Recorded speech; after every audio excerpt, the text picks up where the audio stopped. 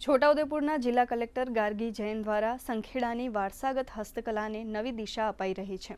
રાજ્ય સરકારના કૌશલ્ય વિકાસ પહેલ પ્રોજેક્ટ અંતર્ગત સંખેડા ફર્નિચરને અદ્યતન ટેકનોલોજી, ડિઝાઇન, માર્કેટિંગ અને નિકાસની તકો સાથે સાંકળવા એક અનોખું પગલું લેવામાં આવ્યું છે।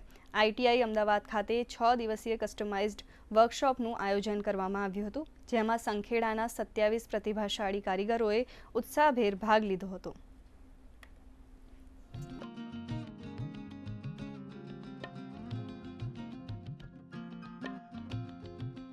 प्रोडक्शन उनका कैसे बढ़ाया जा सकता है, डिज़ाइनिंग कैसे इम्प्रूव हो सकती है, प्रेजेंट टेस्ट के हिसाब से वे कंटेम्प्रेरी डिज़ाइनिंग कैसे इंक्लूड कर सकते हैं, प्लस मार्केटिंग कैसे कर सकते हैं जिससे वो ज़्यादा से ज़्यादा लोगों तक पहुँचे, बाहर विदेश तक पहुँचे।